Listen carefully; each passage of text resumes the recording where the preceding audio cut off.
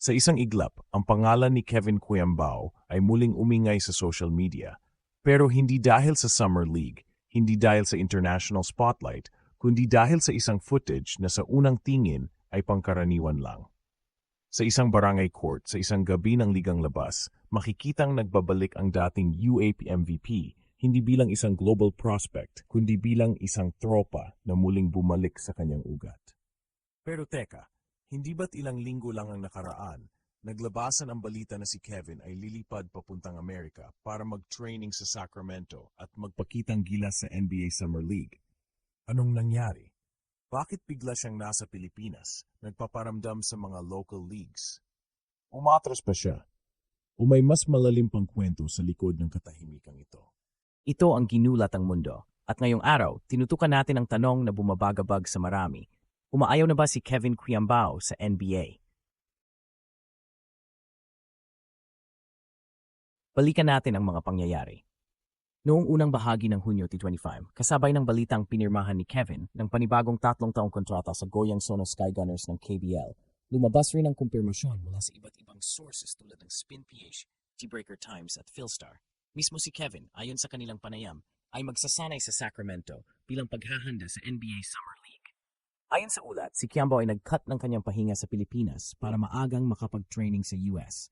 Pagamat hindi pa sigurado kung anong koponan ang kukuha sa kanya, malinaw ang intensyon, makapasok sa Summer League at mapansin ng NBA scouts. Sa kabila ng pagiging undrafted noong 2023, patuloy ang kanyang ambisyon. At maraming naniwala, dahil bakit hindi?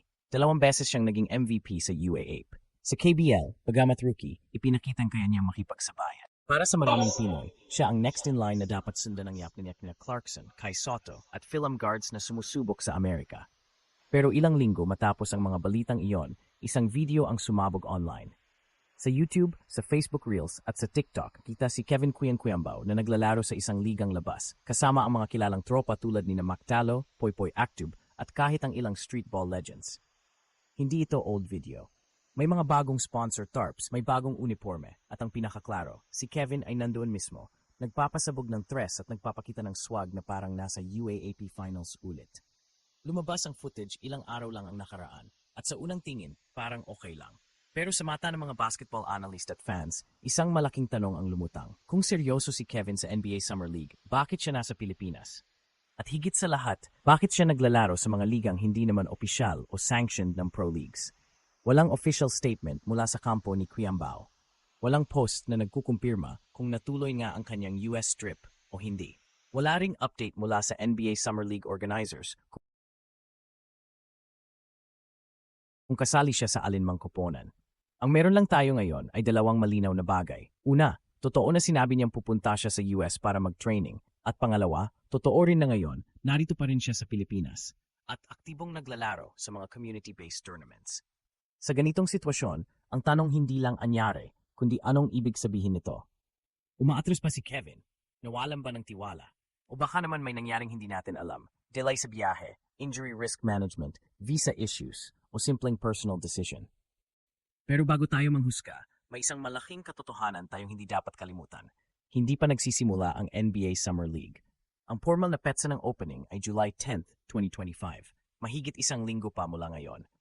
Sa madaling salita, may panahon pa. Sa mundo ng NBA tryouts, madalas late additions ang mga international players. Ilang beses nang nangyari ito sa mga African prospects, European free agents, at kahit sa mga film na biglang tinawag isang araw bago magsimula ang liga. Hindi imposible ang late call-up. Hindi rin ito unusual na ang isang player, kahit may balak sa Summer League, ay nasa ibang bansa muna habang hinihintay ang final confirmation. Kaya kung ang tanong ay, umaayaw na ba si Kevin? Ang tapat na sagot, hindi natin alam. Pero hindi pa rin tapos ang laban. Kung pagbabasehan ang character ni Kuyambao mula sa kanyang collegiate days, isang bagay ang malinaw, hindi siya sumusuko.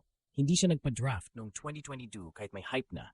Pinalikan niya ang UAA, bumalik na mas malakas at pinamunuan ng Lasai sa isa sa mga pinakamahirap na kampanya. Sa gitna ng injuries, expectations at kahit meme-level criticism online, nanatili siyang kalmado, disente at nagtrabaho sa tahimik. Ganon din sa KBL, hindi siya naging instant superstar, pero sineryoso niya ang laro din siyang naglalaro sa ligang labas. Maaring hindi ito senyales ng pagsuko, kundi papapaalala sa sarili kung bakit siya nagsimula. Sa kalsada, sa simpleng laro, sa basketball na walang spotlight. Pero hindi rin natin pwedeng iromantisa lahat. Ang NBA ay business, at kung may scouts na nakakita ng footage ni Quiambao na naglalaro sa mga risky ligang labas, baka maging tanong nila, committed ba siya? O masyado ba siyang relaxed para sa ganitong seryosong hakbang? Sa bawat galaw niya ngayon, kahit pa casual game lang yan sa barangay, may epekto sa perception ng mga scouts. Kaya ito ang critical moment. Kung seryoso pa siya sa Summer League, kailangan niya ng klarong aksyon, isang update, isang move, isang signal na nagsasabing, hindi pa tapos, andito pa ako. Una, hindi lahat ng kwento ng pag-abot ng pangarap ay straight line. Minsan, may liko, may hintong hindi mo inaasahan, tulad ng nangyayari ngayon kay Kevin Quiambao. Hindi porket nakita siya sa ligang labas, ibig sabihin ay bumitaw na siya sa mas malaking pangarap. Pangalawa, ang pagiging grounded niya sa komunidad, ang pagbalik sa kalsadang pinagugatan niya ay hindi kahinaan. Minsan, doon niya ulit natatagpuan ang lakas. Doon niya pinabalik ang kumpiyansa, ang laruang walang pressure, bago sumabak ulit sa mas malaking jera. Pangatlo, may oras pa. Hindi pa nagsisimula ang Summer League. At sa mundo ng basketball, ang isang tawag, isang imbitasyon, isang click lang ng scout, pwedeng magbago ng kapalaran.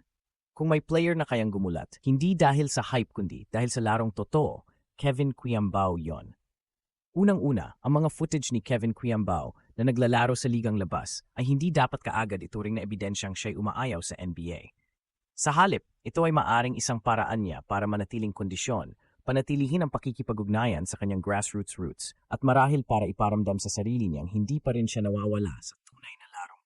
Sa maraming players, ang ligang labas ay therapy, isang pagbabalik sa simpleng anyo ng laro bago ito naging career. Kaya sa halip na tanungin kung bakit siya nandito, baka mas tama ang tanong ay, ano ang meron dito na hinahanap pa rin ng isang player tulad niya? Pangalawa, malinaw sa takbo ng mga events na may ng plano para sa Summer League. Hindi ito haka-haka lamang.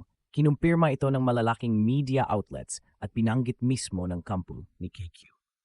Pero dahil walang sumunod na update at dahil sa kanyang physical presence ngayon sa mga local courts, may posibilidad na hindi natuloy ang biyahe o wala pang konkretong tawag mula sa NBA side.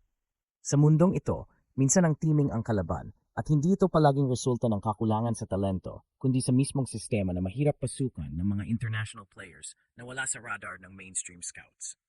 Pangatlo, hindi pa tapos ang pag-asa. July 10 pa magsisimula ang NBA Summer League at habang may mga open spots pa, habang wala pang listahang nagsasabi ng final na roster, may pagkakataon pa si Kevin Quiambao. At kung meron mang player na kayang gumawa ng ingay kahit walang hype machine sa likod niya, siya yon. Ang mahalaga ngayon ay discard, momentum, at maaring ang huling sipa ng tiempo.